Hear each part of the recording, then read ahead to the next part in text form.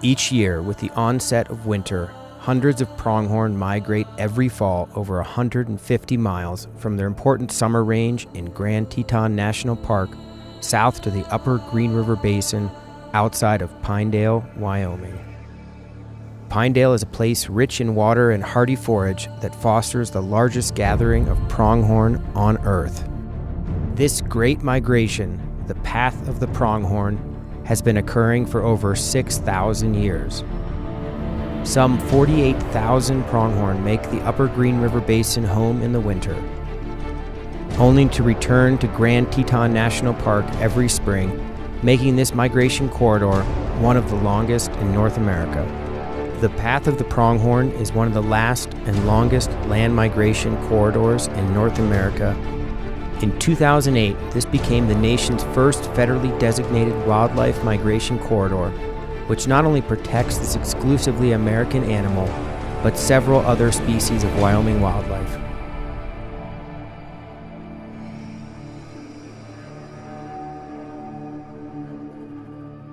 The pronghorn migration from the Green River Basin to Grand Teton National Park not only is one of the longest migrations in North America, but it's also one of the most spectacular. The Green River Basin is located in western Wyoming, and it's surrounded to the west by the Wyoming Range, the north by the Grovant Range, and the east by the Wind River Range. And Pinedale, Wyoming sits in the heart of the Green River Basin. Pinedale, Wyoming has the wonderful advantage of being at the epicenter of this unique and phenomenal migration of pronghorn. The archaeological record in this area shows that pronghorn migration has occurred here for at least the last 6,000 years. For over 1 million years prior to the arrival of European explorers, there were an estimated 35 million pronghorn roaming the plains of North America. However, the subsequent wave of hunting and habitat loss that followed colonization of the continent saw the pronghorn population crash to less than 20,000 by the early 1920s. Owing to substantial conservation efforts since then, pronghorn numbers have fortunately recovered to an estimated 700,000 today. They're found nowhere else on the planet. They're only here in North America. So they are a very unique species. There's nothing left in North America that can outrun a pronghorn. Only the cheetah can, and of course it's not here. Pronghorn can travel at maximum speeds up to 60 miles an hour. Renowned for its speed, the pronghorn is the fastest terrestrial mammal in the Western Hemisphere and capable of maintaining cruising speeds of 40 miles per hour for long distances. Speed is important to the pronghorn's survival because they live in open areas with no place to hide from predators. In addition to their speed, pronghorn have excellent eyesight and can spot a threat up to 4 miles away. Both the male and female pronghorn have horns, but only males have black markings on their face. In mid to late September, as fall approaches Grand Teton National Park, the 300 to 400 pronghorn that summer there began their long migration back to their winter range. That migration takes them to the Grovant River drainage, through the Red Hills, up to the hydrographic divide. And from there, they drop down in elevation into the upper Green River Basin, where they meander down and cross the Green River. The path of the pronghorn is the only migration corridor to and from Grand Teton National Park. The greatest threat to their migration comes from man-made obstacles such as subdivisions, energy development, fences, and busy Highway 191. These man-made obstacles threaten to sever the migration corridor, which could prevent the continued permanent existence of pronghorn in Grand Teton National Park. We started seeing a pretty high mortality rate with deer and antelope along the highway, and that rate was going up along with the traffic. The threats to these migration corridors remains the same as it has been since the beginning. The only difference between then and now is that they're increasing in intensity. Ever-growing highway traffic increased this danger and was responsible for over 140 pronghorn deaths annually. Biologists were instrumental in identifying problem intersections along the migration corridor and U.S. Highway 191.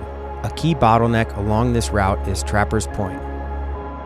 Trappers Point area it's a narrow neck of land. and it's a natural migration route for any animals to come down and migrate along this area here. At this point, the Green River and residential development constrict the route to a narrow intersection where thousands of animals are forced to cross U.S. Highway 191. In order to mitigate this hazard, biologists work with the Wyoming Department of Transportation to create animal under and overpasses to aid the animals' migration. In 2010, the Wyoming Department of Transportation invested $9.7 million into a project that would install fencing and crossing structures along U.S. Highway 191. The overpass construction was completed in 2012, and the first year following construction, more than 4,000 pronghorn used the overpass at Trapper's Point. If we look across the entire project, 13 miles of game fencing, 6 underpasses and 2 overpasses, we've had more than 23,000 mule deer and pronghorn use all of those structures. Over the past 2 years since the project's complete, we've seen a 80 to 90% reduction in the animal vehicle collisions. We continue to monitor and try and improve our success rate with this project so that we're getting fewer animals into the right-of-way. In order to achieve success on this project, it was truly a collaborative effort. The Path of the Pronghorn has not only brought together state and federal agencies, but also local citizens in efforts to better conserve this spectacular migration. We have a number of huge successes to celebrate in protecting this long-distance migration. We have a summer range that's protected underneath the designation of Grand Teton National Park. The Bridger-Teton National Forest designated a portion of the pronghorn's long migration as a protected national corridor. It's the first ever protected national corridor, and it protects approximately half of the pronghorn's migration from Grand Teton National Park down to the Upper Green River Basin Winter Range.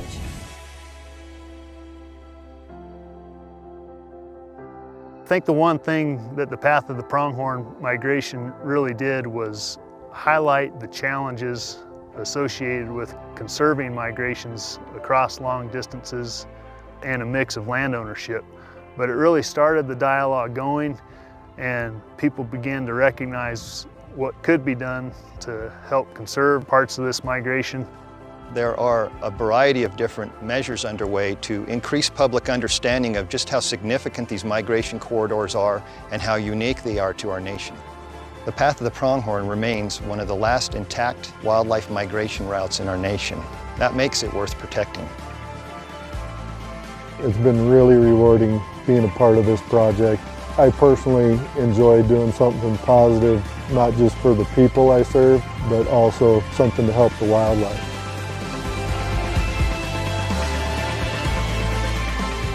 As a result of these conservation efforts, the Path of the Pronghorn Migration Corridor is a true conservation success story. Not only are the pronghorn and this great migration route more likely to thrive, it's a celebration for all people and an opportunity to witness this great land migration, the Path of the Pronghorn.